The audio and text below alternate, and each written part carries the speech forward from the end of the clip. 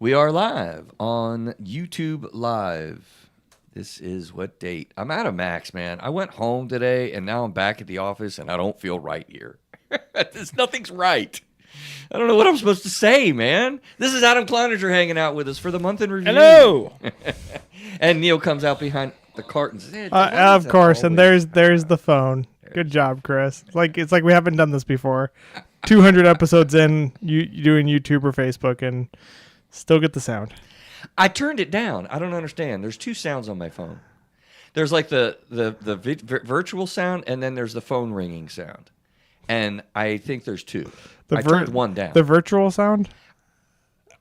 Phones are confusing, man. I'm just saying, I turned one of them down. There's two things to turn down.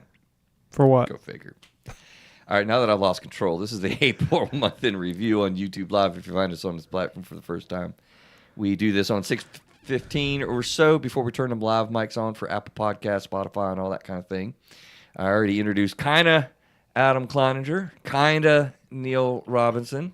This is the crew you get for the month in review, and we're going to turn on the live mics in a moment.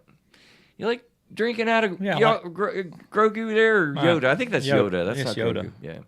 Yeah. Yoda goblet. We have our Star Wars cups going on. If I had weird alien hands, I could hold it like that. But you need to put it more. If you want people to see it, there you go. Kind of looks like, you ever watch the MTV show like the Big Head Guy from MTV? Kind of looks like that. The Big Head Guy. I don't remember what exactly it's called, but there's an alien that comes down and ends up in the guy's head, and he walks around with this big old head. It was around the same time as like Beavis and Butthead and Daria and Eon Flux. You ever watch those cartoons on MTV? I used to watch all those. I'm trying to think of the big head alien. Yeah. And the thing literally was like a full-size like alien that lived in his little riding a robot. I kind of feel like I know what you're talking about. It's going to hit me in a minute. Big head alien. I don't know the newest, but it was one of those weird ones that I used to be. It was such an odd show. Adam loves Shazam. The app or the movie or the comic? The original show? The original. Don't you like Shazam? With the Winnebago? You're not responding, man. With the Winnebago? You're holding back on me. Like, tell everybody how much you love Shazam. I'm feeling weird now. I used to love it, watching on Saturday mornings. There you go. I got another one for you. Yeah? Bigfoot and Wild Boy, or Wild Boy and Bigfoot. That was a cartoon? No, that's an actual show. It was a show? It came on one of Saturday morning things. I missed the after-school specials, Neil. That and Almighty ISIS. I don't even know those. What channel was those on? I don't remember any of those. I'm sure it's probably like channel 3. Yeah, because we had like 3 channels. One of the dialed numbers. We had like 3 to 6. We had like 3, 9, 18, and 36. Might have been then. 6. And 42 was a stretch. You might get it. 64 every now and again. A pirate game would come on. That's funny. All right, we're ready to go with the April review, man. Let's kick it. All right, ready? 3, 2, 1. Hello, this is Through a Therapist's Eyes, and we are doing the April month in review, where we review the content that we created and did and executed this last month. And we have Mr. Neil Robinson that comes out behind the curtains. How are you, sir? I am fantastic. You always do such doing your typing. You go so fast in the intros because I can't really copy paste, and so I'm like trying to type it in the chat. And I purposely went to you first before we went to Adam Cloninger. Comes back with us at the end of the month. How are you, sir? Great. How you doing? Good. This is April the 20-something, 3rd, I'm going to guess. Yes. This is April the 23rd. I got it right. Subscribe and click. We like to create content for you on Through a Therapist's Eyes. We hope you appreciate it, enjoy it, and and have some value for it. So we ask you for the 5 stars. We ask you for the Spotify, LinkedIn, iTunes, Apple Podcasts, reviews, and stars and follows and likes and all that kind of good stuff. That's your part. Contact at throughatherapisteyes.com, where you can interact with us. And this is finally not the delivery of therapy services in any way, by the way. See how I did that anyway, by the way? Mm-hmm. That was, anyway. All right. Hey, you know what this is, Adam? You segue a segue. I did segue a segue. Allow myself to introduce myself. Like Austin Powers. 309? What? This is the human emotional experience. And do you know what we want to do? Figure this thing out together. Oh, man. He's on point, Neil. He's on point. Where's my T-shirt that says that? I don't know. We have T-shirts, man. We really got to get all these. I got show quotes. I got cool phrases and statements and things. We need to do something with them. I need a Tate clothing line, man. Well, we'll get it there. It's not merch. It's a Tate clothing line. I like merch better. About. Really? Yeah. I always thought merch was stupid. Sounds cooler. Does it really? I think it does. It's hipper for the kids. Say merch. That's where we divulge away because we don't really cater to children. If you go to a concert, you don't say, I'm going to go get some clothing. He might. I might. Let me go check out their apparel. Hey, that's a cool word. Why am I being made fun of today? What did I do wrong? The show's only an hour, Chris. I know. On the month in reviews, we start with Adam Cloninger on a down the rabbit hole where he brings us something mental health or substance abuse related. We get to comment on it. It's a current event kind of thing. What you got, brother? During my research of trying to find something for the rabbit hole, I inadvertently found something that kind of touches base on something you've been mentioning before in passing that you wanted to talk about. Oh, really? So we got a rabbit hole and a cool topic. That's a shocker. Well, it's I got to tell you, for 2025 Q1 here, we've been struggling. Neil, would you agree? A little bit, yeah. We've been struggling with the rabbit hole. I don't even want to remember what the topics were, but maybe we got an one of them. I just had bad delivery. It was a good subject, but just bad delivery. I should have had follow-up questions for you. So this one has to do with AI. So, oh boy. Yeah, so that's an easy one. We've talked about things where social media has been problems caused by social media. So this article had to do with, I think it had like 8 things about AI. I'm not going to go over all 8 of them, but 2 of them I thought were really interesting. And one of the items was along the topic of something you've mentioned before, but it was like kind of broke down into like 2 or 3 segments inside that. And in that segment, it didn't really discuss the part that you mentioned. Okay. What's that? So one of them was about people who are getting, having feelings for, and even romantic feelings for AI, like chatbots and stuff. Oh, yes. I love that you did this. Yes, that's one of them. That's the one we did, yeah. Oh my gosh! I'm going to give you the other one too. Go ahead. So because that way you can just kind of because this is trippy, Neil. That's just trippy. And the other one had to do, and this may affect you at some point in time, using AI for therapy. Right. And part of the thing it talked about for therapy, it wasn't actually listed on this, but I remember reading it somewhere else. The article I read showed like some of the things for therapy is that there'd be like relaxation, AI exercises, or other stuff like is how to cope. But I saw another one where they're using virtual reality AI, where they were actually putting people in stressful situations. Oh, wow. And modeling out the intervention. And one of the examples they give was like for public speaking. Yeah. So they had somebody that was at a public place using the headset, and they were, having talk, and people were like interrupting or getting up and walking or whatever. Or right. Kind of, cutting up or whatever. Well, it's interesting that you're going to the VR one because I've actually seen that before long ago, and I've had thoughts about that, but the thing about actually putting them in a stressful situation, right? Okay, right. Yeah, so that was the thing. The article didn't go in that at all. I just happened to see that. Yeah, it was what's called flooding techniques is what we do with people. We put them in the panic situation they have with anxiety or whatever, and then kind of cope through it, and it's a whole thing that we actually do in real time. But the technology was not really good when people were trying to do it. So I'm curious if then you saw where they are actually doing it now and having some efficacy with it. I didn't see any videos, but it did say there's some companies that's working on it and has some working models. Yeah. Okay. They're well, I take it back. They showed some pictures. They didn't actually show the video. They showed some pictures of like a person looking out, and like there's audience people, in seats, and they were like supposed to deliver some type of speech or whatever. To be honest with you, Neil, I feel like AI is coming for me, man. It is. That was like item number 3. On that list. But I did have a conversation with somebody just the other day. We were talking about this very thing because this is an excellent. You've redeemed yourself for the Q1 2025. We're going well into Q2. This is great. We're recovered. Because I actually literally had a conversation with a client about this. And you know what they said, though? They said, I need the variety. I need, like, he had a therapist before me, and then he was meeting with me, and he was like, yeah, I mean, I need variety. It's okay. Like, each therapist is a different kind of flavor. You have a different kind of artistic side to this. And, of course, there's a science to what we do, and there's an art to what we do, and the art is important in how we go about doing what we do. So I actually felt a lot more relieved that they're not going to take me over. But before that, I felt like AI I said, was totally got like me. I said, there was like 8 different things, and I only mentioned 2 of them. One of the 8 things was people being stressed about losing their jobs because AI replacing them. It's going to revolutionize the world. It already has with large language. But again, I models. wasn't even talking about that for the rabbit hole. Yeah. So This is a true rabbit hole.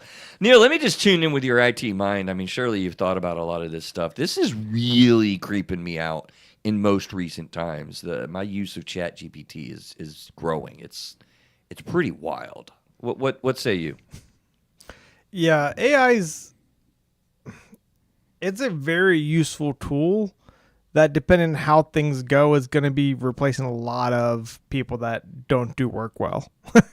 That's don't do work well. Yeah, there's certain people that you just can't replace, but there's a lot of people that get by barely, or they're just not good at certain things, and it's going to replace them. The adaptability, the plethora of information that it stores, like from an email side with what I do. Plethora, by the way. That's a word. I love that word. I think the 3 amigos when I hear that. Maybe that's why I like that word. But no, with when I do email stuff, and there's a lot of content that gets created, like there's a lot of people that use AI to scour social media or different things to start seeing, like, what has this person done? What is this person interested in? And then they use that to then create content that goes into the emails, and they don't have to write it, right? It's this very weird thing that if you have the right tool, it's really powerful. But what that means is now people aren't going to really be learning their stuff or understanding what's going on. Well, that's already happened. I mean, our kids, and go ahead, Adam. I'm sorry. Well, I'm just saying that kids just don't do stuff in school anymore. I mean, it's not important to be on time, and absences don't matter. Don't even get me. Yeah, we've talked about that So before, haven't it's we? It's just so pisses me off. maddening. Our public school system, I can just rail on. But it's funny because HR managers and stuff are telling me that basically all of the resumes and cover letters and stuff look the same. We all know why, and they're using AI now to screen the damn things. So we've got AI generated applications being reviewed by AI generated formats, and those are horrible, by the way. Yeah, are they? Oh my man, I've seen people that come in and just, they have little keywords that's picked up, and you talk to them and they're like, they're morons. Yeah, the face-to-face interview is well, I remember there was a person a few years back that I'm gonna say the person was like 30 years old, and they were showing like all the places they had worked. I'm like, okay, so he went to college, and he's had 6 careers, and now you're hiring him, and you think he's going to be around long? Yeah, and he wasn't. So yeah, it's I don't know, it's nuts. But the greater part of your rabbit hole is where I'd like to focus, and I know we've gone long on this rabbit hole, but it's a good one, Adam. About the relationships. Yes, that's crazy.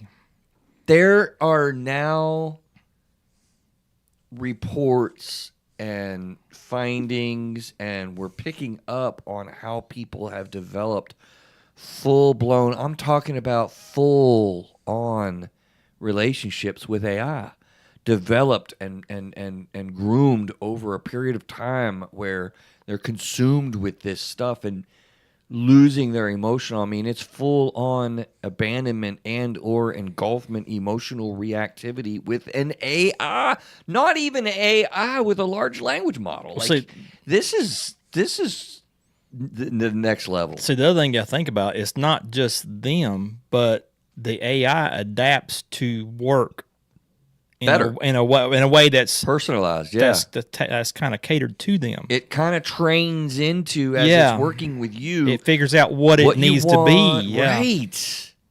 Yes, and I don't even know where that's going. I mean, I think of the ramifications of societally and culturally and family, and I mean, people are just going to have full relationships. We don't need other humans. Yeah, and then you're gonna have robots that's gonna be doing this. And Well, That's what I'm saying. We're not yeah. even talking Yeah. about AI Yeah. really. We're just talking about the very limited. Yeah. Which ChatGPT, the large language models, Copilot with Right. Microsoft, they are amazing at what they can do. I was just talking to my buddy about this yesterday and telling him he checked it out for the first time. He still didn't even know about it. Didn't even know. He was getting the letters confused. Like ChatGTQ, what? I'm like, yeah, bro. Like he didn't even know, man.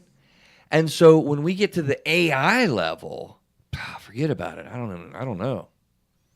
Well, I mean, I think the biggest interesting part about when it comes to human nature, if you build out these ChatGPT AI kind of stuff where it's always a bunch of yes men, basically. Like, even if you tell ChatGPT to like argue with me, like, Yeah. there's no balance there. And I think that's the part that's gonna suffer humanity the most, is when you have this thing at your beck and call that you can get whatever you want, right? You become a spoiled brat. And we're going to get to the point where a lot of people are going to be doing this, and they're going to be getting stuff. Even if you ask if you ask it to push back, it's not going to be the same as when you and I talk and I hurt your feelings or I do something you don't like and you really push back at me to force me to grow or change or adjust to it. It's really going to be very detrimental to the human connection, the human nature. We're going to have even more wusses than we already have. Exactly. I mean, it's interesting that when I'm listening to you talk there, Neil, and it does make me feel hopeful in the sense that, okay, so if you back up the fear, the feeling, the anticipation, what I really was operating on 5 minutes ago was like, this is taking over and we don't need human beings anymore and people aren't going to know how to relate and whatnot. But maybe just listening to you is kind of like, okay, well, people will be fascinated. They'll be interested. They'll engage with this and whatever, probably similar to social media. And I think then there'll be a correction because we'll realize this just doesn't replace that. Like what you were describing is really not going to be able to be reached by a human relationship to another, even species, if you want to even think of the robots that'll be moving around and whatnot as species. Yeah, but you're gonna have some people be like, but that's what I want. I don't want them to. Right. I don't want the drama. I just want them to do what I want. Yeah, I want them to be what I want. Yeah, some, but at the same time, there's that nuance that I think it won't be complete. Yeah, I don't know. We'll really have to see. I mean, it's going to be a humdinger kind of a life. it's kind of like playing a game on easy mode. Yes. That's a great metaphor. Yeah, Which is great when you first start, as you said. It gets There's that, boring. like, Right. oh, great, it's Gets great. boring. And then it gets super, super boring, right? Yes. That is perfect, Adam, really and truly. And I know you're a gamer, right? So it's like, when you get onto a game and you put it on easy mode, it's like, I'm learning the game. I feel awkward with this. This is new. I don't know what to do. And then it's kind of like, I need a freaking challenge. Like, this gets boring quick also. Quick. So it'll probably be 1,500 years quick for humanity. But I have a newfound hope. We're going to be okay. All right. Terminator's not truly we'll a see. documentary. Nah, I don't know about all that. Shall we get to the shows that we did in April, Neil?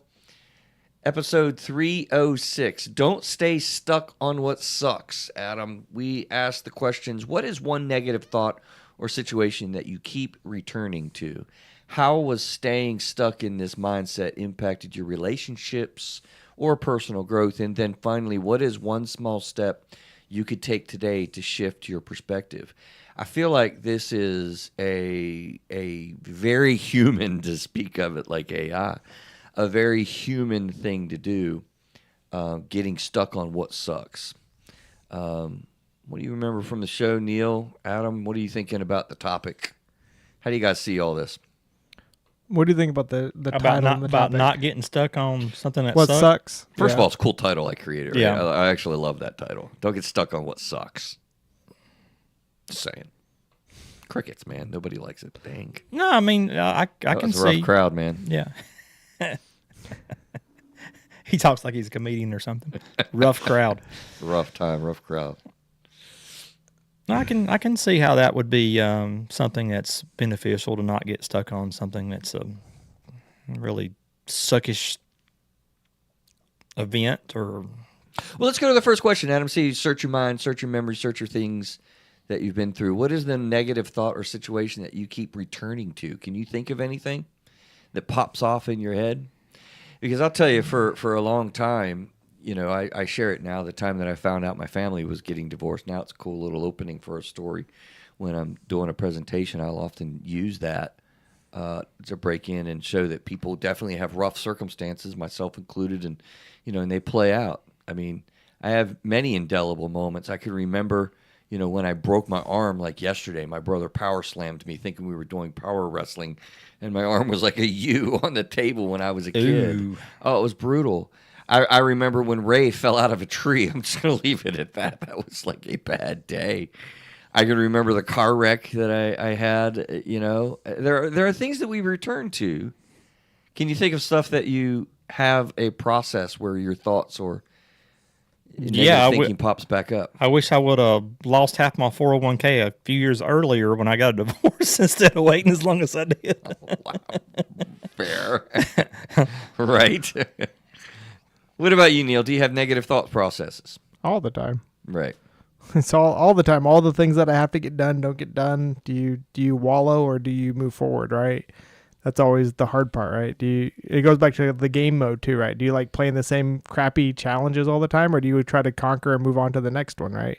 Mm-hmm. What do you do in life? So yeah, all the time you always have that risk of what is that negative behavior or that bad behavior that you keep going back to, whether it's bad relationships or it's just day-to-day stuff where you don't, I didn't work out again today, or I didn't do that. And you just stay in the same humdrum routine all the time.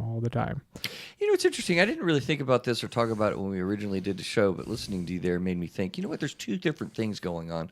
One is sort of, and that's what I was focused on, actually reliving, emotional moments or failures or all the insecurity kind of things.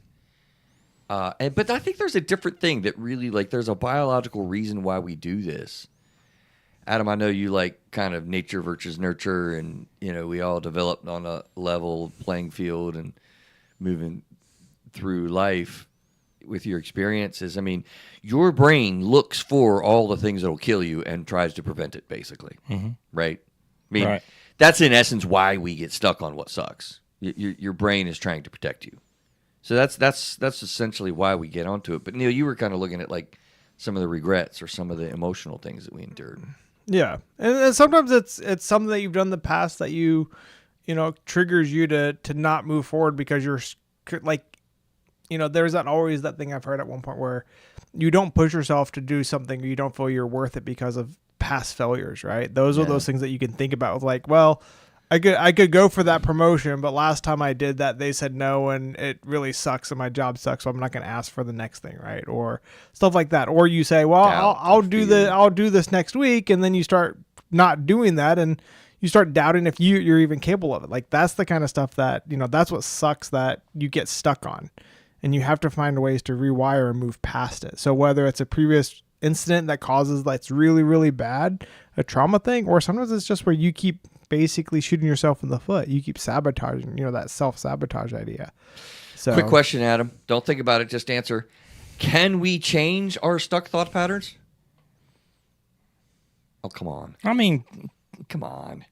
To a certain extent, but it's a natural thing. You said you're trying to protect yourself from, and whether it be some type of hurt or not make the same mistake or whatever. So, I mean, yeah, you can. Yeah, it's funny. Do you have hope? Do you have confidence? Do you have, do you think you have the ability for yourself in your life to do this? Now we might be onto some grounds and whatever, but what's funny? I love to point out the fact that my entire industry is geared on trying to process change and manage that. Yes, we can. Well, look, I'm engaged again. Huh? I'm engaged again. Right. So. Yeah.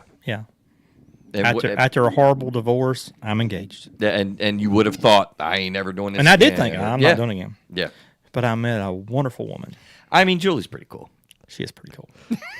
But the point is there, you really, really can get through the hopelessness and the doubts and the fears. I don't think I put a big piece of this into the show when we did it, but there's a cool New York Post article that kind of pointed out this process that people talked about, being a negative person or a positive person, how you change that. And there was this cool thing. Let me actually read it and see, how we how we do this in real life, because they've talked about a simple trick that anyone can learn that can change your mood, your perspective, and even basically your life as it relates to Neil, some of these things we talk about with life experiences and insecurities and stuff.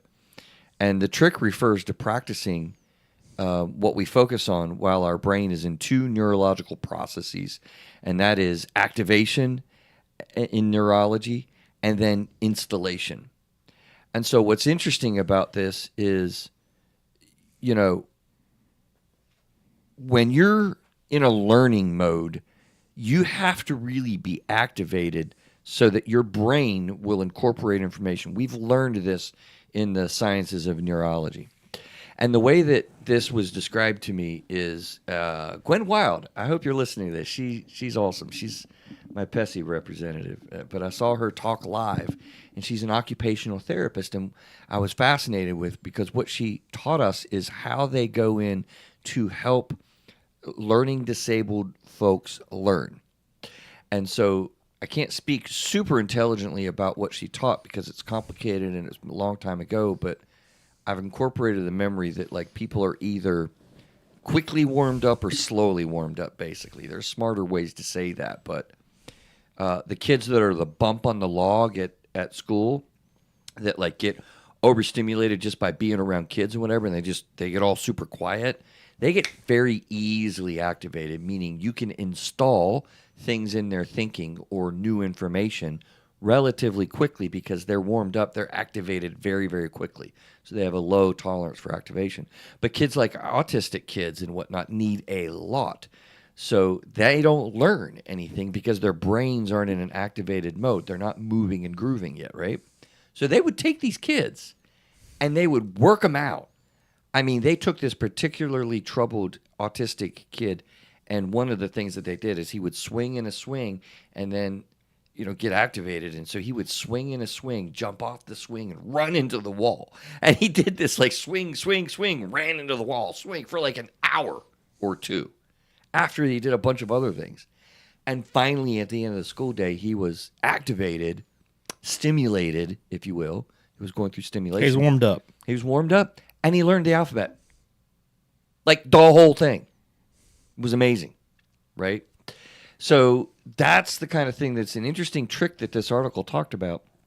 Get into an activated state where you can really learn and then install new thinking, Neil, that replaces the negative thinking that focuses on what's stuck. I just think that's cool. Well, do you think anything has to do with like endorphins that you get from a workout that it triggers? Yeah. Well, and here's the sad state of our public school system now. Oh, the God. fact that they're taking recess and they're minimizing those times. I know. It is some of the worst things you can do for kids. It's let's just terrible. force them to stay in a room for 8 hours a day.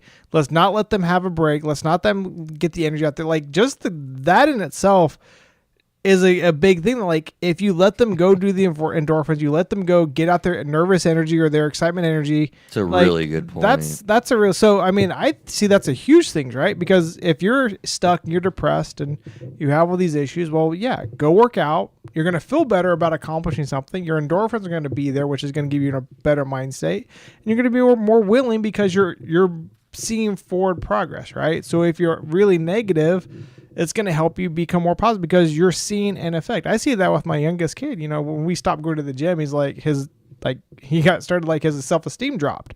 Yeah. Because we weren't going. He wasn't staying active. He wasn't being like, I'm doing something. Like it's all these things that comes positive with it. But it makes sense to, once again, the physical activity can lead to the activation in the brain or the ability to activate the brain. It makes sense. And it's the timing of quote unquote installing new thoughts and whatnot. I mean, I think people don't really figure through that and make this a purposeful activity because, yeah, Adam, it's hard and people get doubtful that they can change these things of focusing on what sucks. But, do you have a purposeful process that you engage in? And I'm willing to bet, short of what your therapist might give you for a homework activity, which is rare anyway that people follow up on, that you actually do by yourself. Right. Is that fair? Yeah, I'm really going to do that. Right?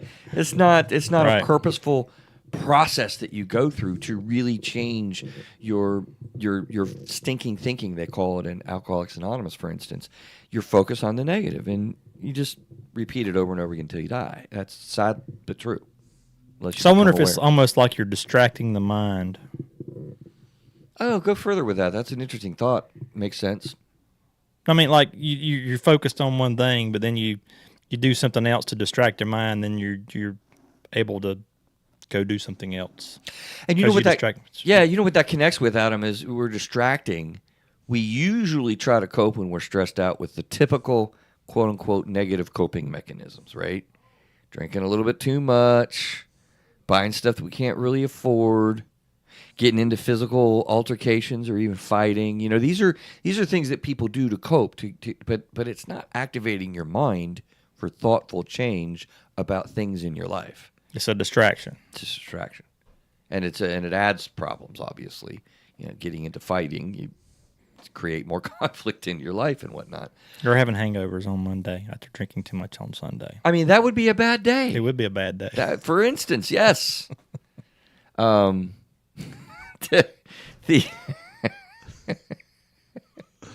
oh man, that's terrible.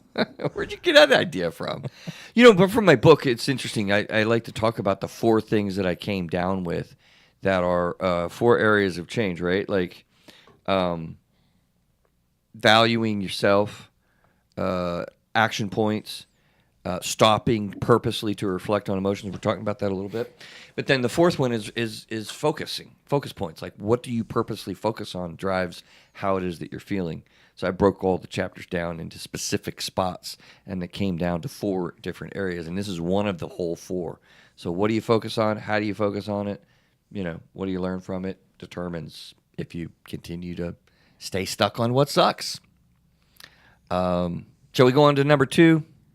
Neil, the medication management with Miss Carrie Hill, episode 307.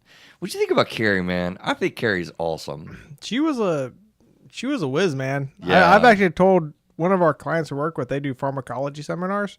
Oh, wow. And so I told them back because I'm like, it's really funny that she says that term. I'm like, oh, that's what it is, right? It makes, I can actually relate 2 things. What's the term she said? Pharmacology. Yeah. It's just basically. I thought you said a second word. No. Okay. Nope. Well, you could say psychopharmacology if you want to sound even cooler. Yeah. No, I'm just going to say pharmacology. So I was talking to them because it's, like I said, that's a term that I've seen with them. But then she says, I'm like, oh, it makes sense. And I think they might reach out to her about maybe being a lecturer too. Oh, cool. I just said, hey, here's her website. You can go talk to her or whatever. But nice. So that was her first show?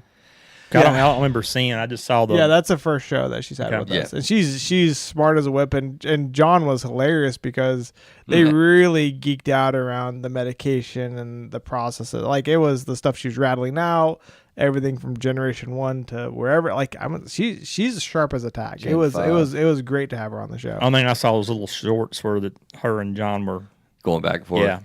Yeah, she just. I think that the reason why I care, bottom line, and you know, the information is on the websites to look her up and stuff. We have a great prescriber now in Gaston County that I'm super excited to refer people to because you know, yeah, she's a nurse practitioner, which is different than you know a psychiatrist. And real quick, that differentiation is you know, a psychiatrist goes through medical school and then specializes on you know the psych part, and so they combine psychology and you know medical doctor. A nurse practitioner goes through incredible amount of training and they get to the highest level of nursing where you can actually prescribe medications, and then you also focus in on you know the psychology. So it's like a highly trained position, and the thing that's amazing is they care in that they listen. Like you go to medication prescribers anymore and you got like 5 minutes. I mean, Adam, it's terrible. I don't know if you know how that stuff works, but you go in the first time and meet a doctor for like 15, 20 minutes max, and you get your whole story out, and then you come back subsequent med checks. They just ask you how your symptoms are. You spend 5 to 7 minutes, literally that's it, if not 3 minutes, and you're out the door, and they prescribe you these medications. Yeah, that's the way it usually works. Another problem is, and I'm gonna use a term. I'm kind of geek out on the term locum. That's kind of like a. And Julie's going to fuss at me for using this. So a locum is kind of like a travel nurse, but it's a doctor version of a travel nurse, if that makes sense. Okay. So I've never heard of that term, though. So they're prescriber or nurse they're temporary doctors. It could be 6 months to a year, whatever. They're like temporary there.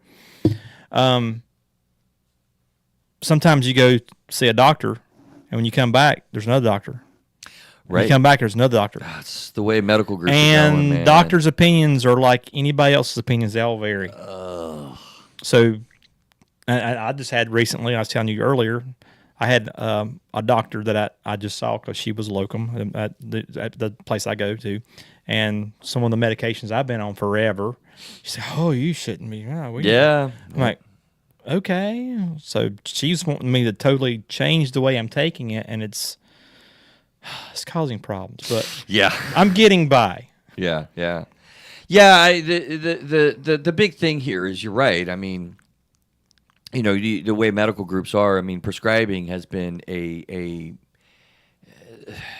sort of a turtle diving thing for a while. It's slowly been diving for many, many years in worse care because you just don't have any time with your doctor, and you're apt and correct to say, particularly in medical groups nowadays, the doctors are switching out. I mean, they leave, and they get replaced, and they get replaced by PAs or NPs, and it's a bit of a service delivery mess. It has been for quite a while.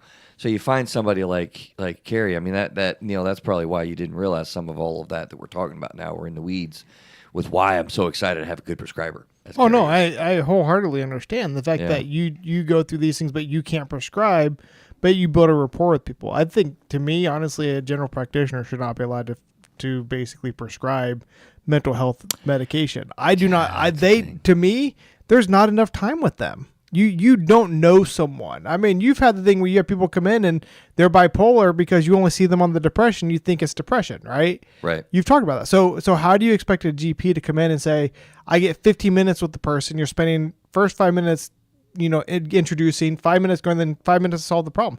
That's not going to do it. Like, they really should not be giving you medication and then the follow-up that Carrie said was, they give you this antidepressant and then say, okay, come back in 6 months. Yes. Like, that's not good when you're dealing with stuff like this, right? And so, to me, I take the bold stance in that I don't think a GP should be able to prescribe this without some sort of a track record. Like, you have to have X amount of visits, and there needs to be some sort of regulation, man, because it's just, you don't know enough to put them on, how it's going to react, and you don't know how it's going to react because you don't see them for 6 months.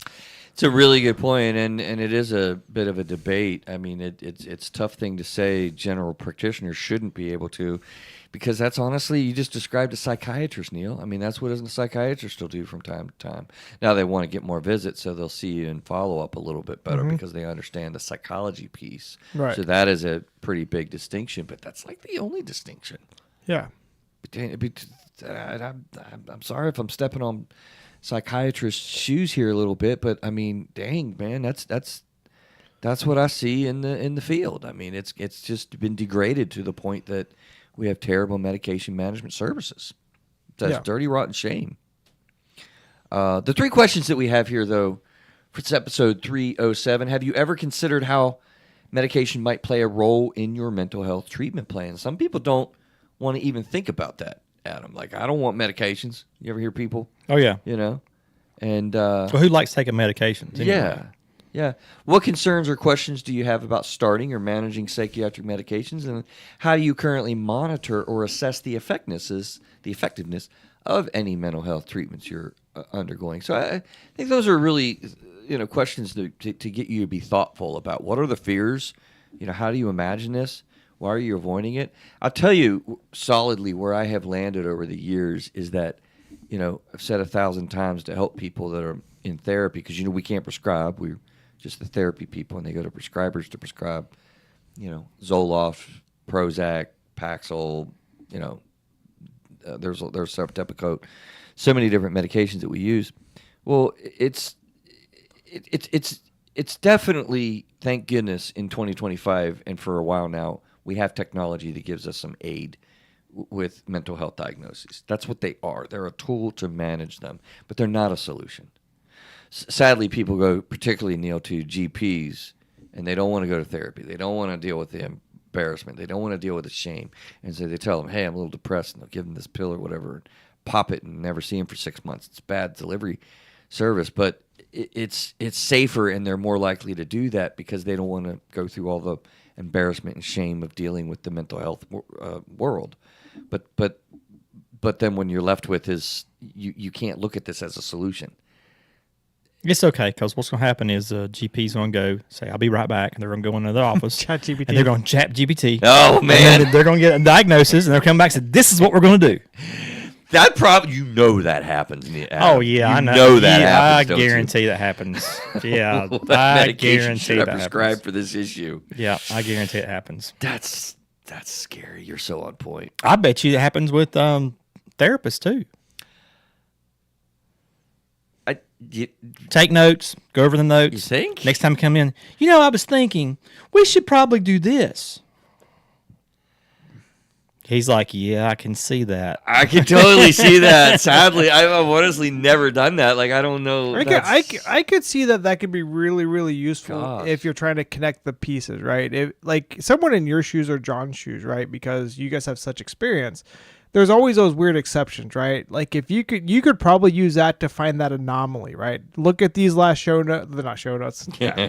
Progress notes, and you can maybe use that as a way. It might put two pieces together. You might be like, hey, maybe what we're seeing is this type of syndrome. But now when you look at someone like Victoria, who's newer, doesn't have the experience, the AI is really valuable for her because she can start looking at these pieces and trying to say, oh, I didn't think about this, or it might catch some nuances in some of those pieces, right? If the progress notes are covering. So it's definitely usable. And dangerous. And dangerous. Because somebody can get, and I can see it being thank you, useful if Adam. you're using it like as a consultant basis, but then somebody says, oh, okay, here. Well, and that's the thing. Yeah. The I way can go with it. Yeah, I can see somebody just Just doing go it. with it. Well, and that's the thing too. Like, the biggest joke in the email world with what we're doing is if you get an email from someone that starts with, "I hope this email finds you well," that is 100% a ChatGPT phrase. And so the idea from our That is side, funny because I love that phrase, man. but I use that in my letters. Chris, you're in a simulation. You just don't know it, man. exactly. Tell But you, man. that's the joke, right? And so the goal that you have to do is anytime you use ChatGPT, you have to have something to run it against, right? So when you get that result from ChatGPT saying, "I think this was going on," you have to use your experience in your brain to say, "Is this Does does this fit or this does work? this not?" Is it Yeah. right?" You have to. So there's always right now there has to be a human interaction. So as you stated, the dangerous part is not reviewing it. Not that you use it, but the fact that you just take it blindly, like you said. Right. That's the scary part. Oh yeah, this person should take this medication to help with this symptom. Without Well, knowing what kind of biases were set up for that. Well, on top AI. of that itself. Plus, if you don't put information in correctly, like if you say, "Hey, this person has these symptoms," and you forget to say that they're taking these medications, I was thinking garbage in, garbage out. They might, yeah, exactly. They might come back and say, "Prescribe this because it's going to help them," not realizing that there's a huge, counter effect between the two different medications, right? So depending what you put into it depends on what you get back, and if you don't take the time to review it after the fact, so it's very valuable. It's very useful. But it's still, you have to put the effort in to make sure that what you put in is high quality and what you get out is correct. And that's what's so great about Carrie. She's so smart that I think she could do that. Like, totally. Carrie, I'm still blown away by she's so impressive. I want her back on the show and talk about more of her stuff because it's crazy what she knows. Yeah, her approach as a psychiatric mental health nurse practitioner, she has a philosophy centered on compassionate, patient-focused care, believing in empowerment by creating a safe and trusting environment for open communication. And like I said, that's a big thing. Like, she talks to you, she engages with you, she has a relationship with you, she gets to know you. That it's kind of super sadly rare in medication prescribing fields. She takes the time to listen and understand your unique experience, ensuring that you feel valued and heard. I mean, it really is refreshing. That's why when I started in this field, Neil, psychiatrists that prescribe actually would do therapy. I heard that Carrie does that. That is the first time that I have heard that in 25 years. Her first session was what, 45 minutes, 60 minutes, something like that? Did you hear 25 years? That is the first time I've heard that. That's awesome. Yeah, she pushing an hour is what she spends with you, like a therapist does. So. Super cool. What are the fears that people have, guys? We talked about that in this medication management show, and I think it's a really important topic. And to lesser clinical people, I think, Neil, you're basically a clinical person in our field by this point. You have an honorary degree. Adam, we're working on you, man. But to non-clinical minds, what are the fears? What are the beliefs about these things? I mean, we have a lot of fear out there, I think, about, I don't want to take them crazy medications. And I'm not just talking about being medication prone anyway, but specifically mental health medications. Well, Is there still as much stigma as I feel like there used to be? I would say yes, just as much so because, and it's going to be dependent on the person. Well, what do they want and what do they believe? So, if somebody wants to forget something, they're like, I don't want to think about it. I just wanted to forget about it. Or somebody else might think, I don't want my judgment clouded, so I really don't want to be on anything. Another person might be like, I've read all these things and it's made by using scorpion venom and Oh God! yeah, they're going through the side effects list. Yeah. So there's, I guess, it just depends. So, Scorpion blood. Do scorpions have blood? I said venom, scorpion venom. I would love to see what we could do with scorpion blood, though. That seems cool. Yeah. So those are typical fears, but you actually think there's still mental health stigma fears associated with medications? Yeah. Neil, what are you thinking? Here's an interesting thought process. If you go and you get medication, that means you have a problem. How many people like to admit that they have a problem? Yeah, True. Right. So that's the other part. So true. there is a side effect concern, right? There is the thought process of what he said, like how is it going to affect me, right? Am I really going to be who I am now, right? Is it going to negatively impact me? But then the other part is I have to admit that I need help. And it's not just regular help. It's now I need this extra help, right, to get to that point. And that's the hard part, I think, in today's society. And part of it, people are more willing. Of course, I think in society they've sensationalized some of these diagnoses, which is another problem. But for the most part, people don't want to admit that they actually have a real problem. And going to get medication means you have an issue that you have to address. And some people don't want to address it because that means they have to admit it. And wait a minute, for you saying, but think about this: blood pressure medicine I was thinking that. or cholesterol medicine or whatever. Yeah. People are like, "Oh man, I really should be exercising. I should be eating better." I ain't got a problem, though. I'm fine. I'm gonna start eating better. I'm starting Next year. and that's for your physically. Yeah. And now we're talking about your mental health. Well, Right. and the Yeah. interesting part is the physical side. You can see, take your blood pressure, my blood pressure side. Oh, let me check my cholesterol side. Yeah. You have very mental clear. health, you can't just see it. No. You can't see it, and so it's really one of those struggle parts. Is am I crazy or am I not? Do I really need this, or it's a really tough thing. I think that's part of the stigma is admitting there's a problem on top of I don't understand how this is going to really affect me. And when you go to your going back to the earlier, if you go to your GP and they just say, take this, and you start going crazy 2 weeks into it because it's really affecting you or you're lethargic. Are you going to know? Are you going to know you're going crazy? Are you going to know? Or, my appointment's not for 6 months and I can't get in any sooner because they're so busy that, it's the way that it is. So do you run the risk of taking something without really a lifeline to help you? You really do run that risk. There's a lot there, and I'm glad I asked, honestly, because I'm a little bit insulated from even being able to see that. I've never occurred to me. It's really cool in reverse to think, people don't take or want to seek medications because they don't believe there's any mental health issue to take. I'm kind of amazed that people don't recognize this stuff in themselves, but you're right. I mean, that's so on point. I feel like they do. They're just in denial. Yeah. Well, no, actually, denial means I can't see it.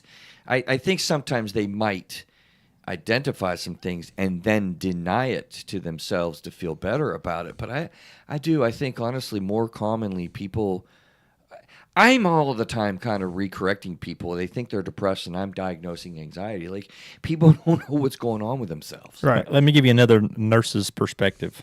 Okay. No, people use Dr. Google too much and listen to friends, family, and about side effects and never try anything that might help them. Absolutely. It takes 2 weeks for some meds to take effect properly. At least 2 weeks for the mental health medication specifically to take an impact. You're right, and people are fearful about the side effects. They're fearful about suicidal ideation is a big thing that gets in the news, and it's terrifying to think that that's the case.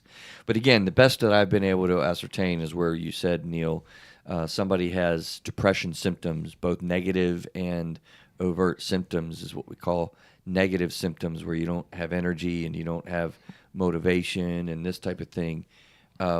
They get better pretty quickly with medications. So you have a little bit more energy, you have a little bit more motivation. But what is a lagging effect to get the full effect 2, 3, 4 weeks in, Adam, sometimes it's longer than 2 weeks. You have a lot more energy pretty quickly in a few days, but you still see the world as terribly dark and a horrible place, and now you have energy to complete the act of suicide is ultimately what happens.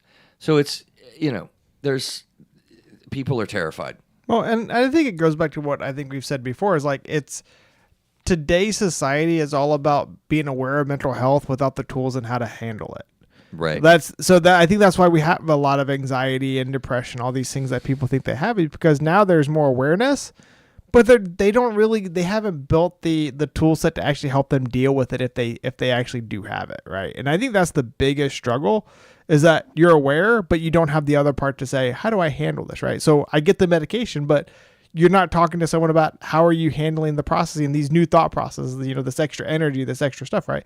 It changes the whole thing. You have to have both sides to it. And that's what, once again, going back to Carrie, that's what makes her so great. Yeah. Medication plus therapy, right? She knows what she's talking about. She works with you. She gives you check-ins more regularly. She's looking at all the different, that's what, like you said, she was a unicorn. She is one of those very rare exceptions. So look her up. She's on our website, Carrie Hill. Kathy, where'd that come from? Carrie Hill in the Gaston County area west of Charlotte. She is an awesome prescriber. Really and truly, I want to send her some referrals. I don't know, man. I think we got to get to this last show. Otherwise, Adam's going to be upset if we don't have enough time to talk about it. You're really excited about the third show, aren't you, Adam? Not really. No? No. How can you not be excited about talking about, is a one-night stand worth it? I know you've got an opinion about this. Do men and or women enjoy one-night stands? We actually talked about this in episode 308. I got to ask, Neil, what was your observation when you were in the room? How did that play? How did that go? Definitely an interesting dynamic with the generations. Yeah. Between Victoria and then, on both sides of the spectrum, you had Victoria and then you had John Nelson, right? Yeah. You had two different genders and two different ages, right? There was a lot. I'm curious of what stuff. John was saying about that. He was trying to not be like I said it even earlier in the show. Like, look, we're not going to make an ethical statement about this or a moral statement. It's not the angle that we're coming from with it. But to answer your question, I don't think John could handle it. Could hurt. I don't think he held it. That's exactly what I was getting at. I was curious. Okay. He didn't hold back with that too much, did he, Neil? I think he wanted to say a lot more. And he really tried. He wanted to say more from a moral standpoint, but tone it down. I can. He came in at the end with his little statement. No, he was like right at the end. He's like, I want. He had enough. Yeah. It was like, hey, cut the mics. We're done with this topic. John's going off. It wasn't that bad, but it was obvious. What motivates individuals to engage in one-night stands was the first question. The second, how do societal perceptions influences personal experiences of casual sex? And then lastly, what factors contribute to satisfaction or regret following a one-night stand? You know what really stuck out to me doing this show was I feel like there's a natural lean that we have towards defining things. Adam, do you think you need to define what a one-night stand is? No, I don't think so. I didn't really either, but we did. I think there was some confusion in what was being thought of as a one-night stand. Yes. What was the confusion? How could there be confusion, though, Neil? Yes, go further. So, okay, one-night stand to me is you go somewhere, you hook up with someone, and that's it. Right. Simple, Two people. whatever, right? It's nothing. But then it got brought up with like friends with benefits and F buddies and like, but that's not a one-night stand. That's completely different from, because a one-night, like if I'm friends with someone or whatever and we get drunk and we, do it, whatever, it's like, that's not really a one-night stand. That's a one-time event, but still know the person. To me, a one-night stand is I swiped whatever on Tinder and we go hook up and then they're done. Or you go to the bar and you do that, right? That's a one-night stand. But the rest of it is just awkward relationships. Awkward relationships, to say the least. I don't think there was confusion. I think John was exasperated. I remember he looked at me and said, "Chris, it's not just one person." He got super excited with this because I wasn't getting it. I was really simplifying it to what we would It think. sounds like he was uncomfortable with this. No, I don't think he was uncomfortable at all because we deal with it in therapy, and he's a well-seasoned clinician. He deals with it all the time, but he was exasperated because of the. I think okay, here's let me go back. Whenever we have the sexual topic in therapy, or when we're mixing with these types of things of new dynamics and pornography and addiction level stuff, I did a training on sex addiction. It's been years ago now. I haven't been to a good one for a little while. And I think I would be blown away again, seeing all of the dynamics and the things that are going on out in the world now, in single land, in dating world, in sexuality.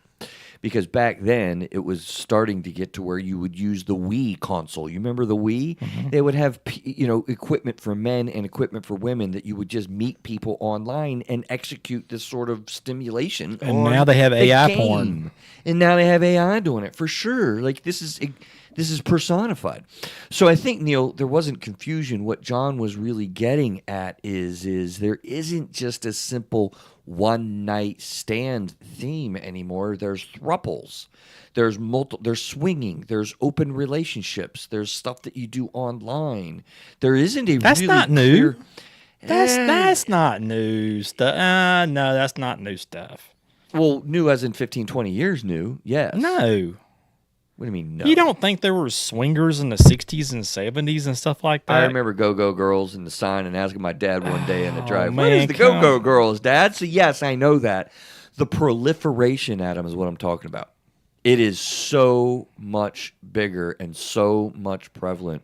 The issues have gotten so much louder and consequently destructive with all of the synthesization of this. Think about it. Alcohol has always been around, just like, the town whore and the prostitute and stuff has always been around as well. Right. But we never really had drunkards that were really bad with alcoholism until, when? Until we learned how to distill alcohol. We made liquor. What made it much more potent, much more stronger, and alcoholics and other people otherwise drank the crap out of this stuff, and it was causing way, way louder problems. I mean, they would try to freeze wine and make stronger liquor, but we never could until we learned how to do distilleries. Well, this is what's happened with sexuality. It's on steroids. Your local prostitute in 1732 was way different than what intensity levels we have of this stuff online now. Talking about like from just the exposure standpoint. From availability, exposure, ease of use, multivaried, just take BDSM. I don't think they did half of the BDSM stuff that has been created nowadays in 60s. And they didn't have AI. And they didn't have AI porn. No, they definitely didn't have AI porn. So it's just, that's what I think, Neil, he was getting at is there's so much more that we are dealing with in our therapy rooms and in human relationships than what we ever have before, that makes it way more complicated. Yeah, 100%. But the question was, are one night stands worth it? And he went off and into this weird tangent. Like, you just go, let's circle back, right? I guess so. So a question for you, for both of you. I think I'll be surprised if both of you don't know the answer to this. Do you know what the most watched episode of your show is? We just did the whole review 300 episode thing, so I should know. But what do you think? It was the one you did on porn. It was a porn addiction. So, Yeah. so there's Was two. it? Yes, So by there's far. so there's two sides of this. yeah, like one double yeah. any other views. Yes. Yeah, on wow. YouTube, but I think a lot of them might be bots or something because we use the phrase. So I think you need to But- do an episode on AI porn. AI porn. Yeah, See if that really should. replicates. Probably Yep. should. We will. Well, do technically, it won't replicate. AI is just a robot. So that. Yeah. What? sorry, I missed it. but I joke and I missed it. Dang So- it, Adam. it's okay. I got it. So, what were you gonna say? Are you done? Go ahead. Here's the two main things that create motivation in these types of relationships. And honestly, I think it's really similar in full-blown porn and sexual things online and whatnot, is that you're really trying to go for physical pleasure or emotional needs. It kind of goes around those two dynamics. And physical pleasure, I would honestly argue that because of the familiarity of the person and the emotional dynamics, it is not nearly as physical pleasing as somebody that you're comfortable feeling safe and know. But still, nevertheless, you can imagine where emotional needs being met through one night stands is probably not going to go that well. So there's a lot of drawback to, the ultimate question: is this worth it? Should I ask you guys just directly what you think? We should have asked John. What do you think we'd have tell it if we asked Victoria? I should do that. I'm not going to do that. What do you think, Chris? I don't think they're worth it. I do not. I will land on the not. I thought he was going to stop it. I don't. I don't know. No, I just there's so much emotions that get kicked up, Neil, whenever you get your close attachment with somebody. And you can't have a closer attachment than when you're on a one-night stand. Whether you're trying to just do a conquest, talk big or bad about it or not, you can't have sex with somebody and not have emotions all involved in it. So it's, you're bringing a lot of pain to yourself. It is what I would argue. Disagree? Direct answers. Depends on how much alcohol is involved and other things. Oh, yeah. People get stupid, do stupid stuff. Yeah, true. I just don't think it's worth it. I think there's too much stuff tied to it, and there's too much risk to everything, whether it's emotional, physical, or after stuff. I mean, you see a lot. I mean, my wife's heavily afraid that as our boys gets older, and heaven forbid they have a conquest, and then all of a sudden that person now has regrets. Conquest. You use the term conquest. So I just it was me. But the idea is like, you as a guy, it's hard for to trust what's going on, because after the fact is now the girl regrets it, and now they try to accuse you of something that didn't happen, right? That's Is it really worth the risk? Just had that happen. Right? Yeah, to a client. that's scary. That's the reality, right? If you go and you do something, and I know you guys talked about it goes both ways, right? A guy could claim assault, but in reality, the biggest thing you see is that if something happens and the girl regrets it, her first response is because she doesn't want to deal with the shame of having a one night stand. I got taken advantage of. Yep, date rape. And then because of those people who do it, because those that make those, then it waters down those that actually deal with assault and stuff like that. So it's really just a risky process, and it's just I don't think it's worth it. Like you said, it's so much better if you actually have a relationship with the person. There's more to it. There's less baggage tied to it. There's so many positive actually having a relationship versus a one night. I don't think that I'm making this up. I think I saw it somewhere. Listeners, you'd need to check the numbers, I guess, and ask ChatGPT, Adam, if I'm correct. The fact is, there's the climax rates with one night stands are much lower. Like you don't even finish it because you're in your head half the time. I see people with exploding insecurities about all this kind of stuff. Shoot, so many people have a hard time, with performance anxiety and whatnot with people they do know and feel safe and comfortable with. Let alone, can you imagine how much more when you don't know this person? It's just there's a lot there. And the goal, honestly, if you're just pleasure seeking, which is fine, you have a casual relationship, friends with benefits. As John, wasn't it funny to hear him say "fuck buddy"? That was really. Is that weird. what he said? He actually used it. At first, he's like term. "f buddies," then he actually said it. It's like, it was like he just felt that he had have you heard him cuss very often? No, hell no, he don't curse. Okay. I've got the potty mouth of the agency, but actually Victoria does, but that's okay. Victoria does have me beat. You're right. Yeah. You're so right. Yeah, we gotta clean her act up, man. No, just kidding. Just kidding. But I mean, if you just have casual sex and you think that is morally and ethically fine in your life, okay, fine. I'm not going to begrudge that, and we don't do that in therapy circles. But I got to suggest again, you are not coming at this without your body insecurities, body image, and confidence, self-confidence, self-esteem. All of those things are all wildly in doubt whenever you get close to somebody. So, it just blocks the pleasure. So, that's, and I'm not speaking just to men. You'd think that men would need to hear that the way we speak about bravado with this kind of thing, and not just when we're young. People do this when we're older too, right? Like, talk a big game, and it's just like, man, don't buy in, don't drink the Kool-Aid. And then I thought this was an interesting thing. We didn't talk about this on the show, I don't think at all, Neil, did we? Where I posed the question, or maybe we didn't have enough time to really focus on what sex means to you. I'm going to counter Did we it. kick that around? You brought it up at the end, and I was talking to my wife about this, and I want to counter that question with another question that you should ask yourself. Interesting. It's not what does sex mean to you, but what do you want sex to mean to you? Because what sex means to you is based on history and all the other stuff. And we talked about, like, if you've had past assaults or past traumas, what sex means to you is, oh, this is the only way I'm getting attention. This is the only way, blah, blah, blah. So is the question, what does it mean, or what do you want it to mean to you?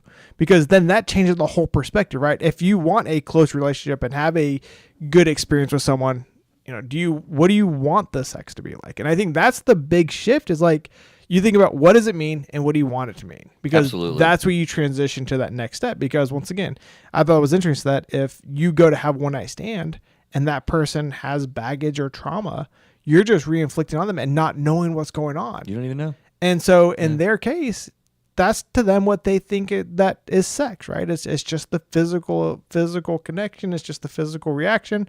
But is that what they really want? Do they? And just to want reinforce that, Neil, we know that sexual survivors go one of two directions. They really become asexual and just don't want to have anything to do with it. It disgusts them.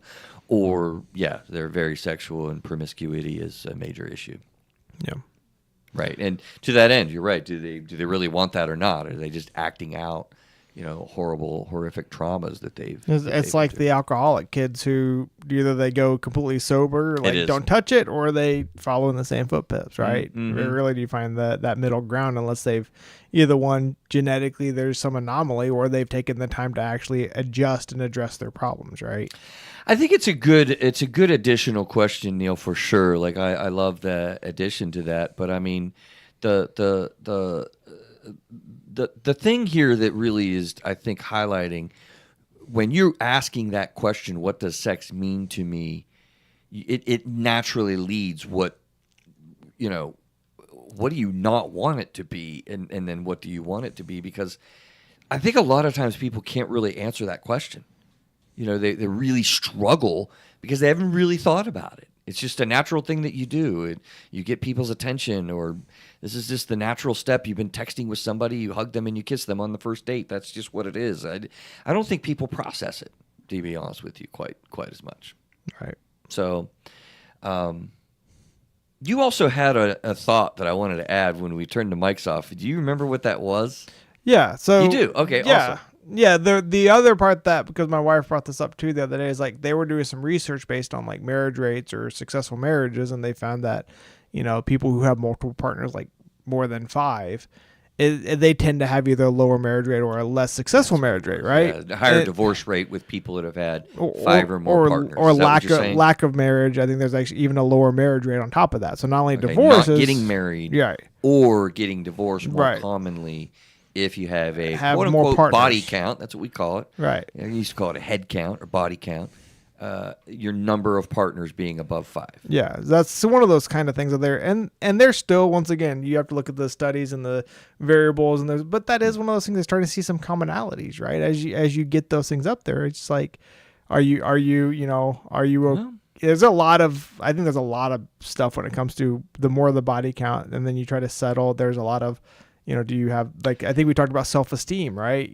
Do you feel like you're worth having a long-term marriage, or is it just, do you not want to settle, or, sex partner? There's a lot of stuff. It's interesting because, let me get this out, Adam, real quick, because that's fascinating. And the reason why I say it's fascinating is I think that I'm correct in saying, because that sounds like a really low number and a high bar. Like 5 people that you have sex with is a low number. I think the average is like somewhere around 7 to 10 people, and so it seems like a lot of people get divorces and stuff is what I'm listening to you there, Neil. But what's the divorce rate? And in fact, we have a lot of this. So yeah, that's fascinating. Under 5 people has much better recidivism rates for marriage and stuff. Please look up this research. Do not follow our numbers. It could be 6 to 9. It could be 10 and higher. I don't know. Correct. But it is one of those things it is an interesting study and research. What are you thinking? I was just thinking, like, is it kind of like Larry King? You know, just he's been married 7 times. You know, been married 4 times. Oh, heck, I'll get married 5 times. His body count there was 6 counts. his body count must be 167. No, I just meant for. I wasn't talking about even for sex. I was just talking about Right. he's been married and divorced so many times, like no big deal. So it's just next time, just I wonder if that's kind of what he was getting at. But.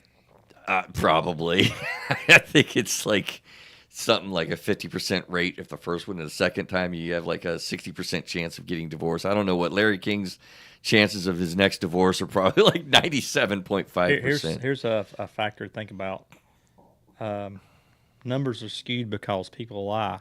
That's probably true. So do they really only have Yeah. 6 partners or 10 partners? I mean, I would think about, okay, you're on the street, doing an interview, and you stop a man and woman. How many sex partners you have? as you're with your like current boyfriend. I've had 3 or something like that. Yeah. So Yeah, people definitely are reporting as a major issue when it comes to this, and I think when we're doing research, we control for that, so we, kind of get them by themselves. Yeah, I'm sure that there's controls for that type of thing because the numbers are so consistent is what I've seen from different. So you've seen this studies and 5 also, then you're saying, or not? No, 5 seems like a low number. I have not seen what Neil's talking about So at all. could That's be new information. It could be skewed. That's new information, yes. But the information is not as your body count being, single digits, 7, 8, 9 kind of thing. And then what happens with different divorce rates and stuff. But I don't know. Yeah, bottom line, I think we talk a big game, in the world around one night stands and stuff, and they are least to be desired is probably the solid landing spot that we had.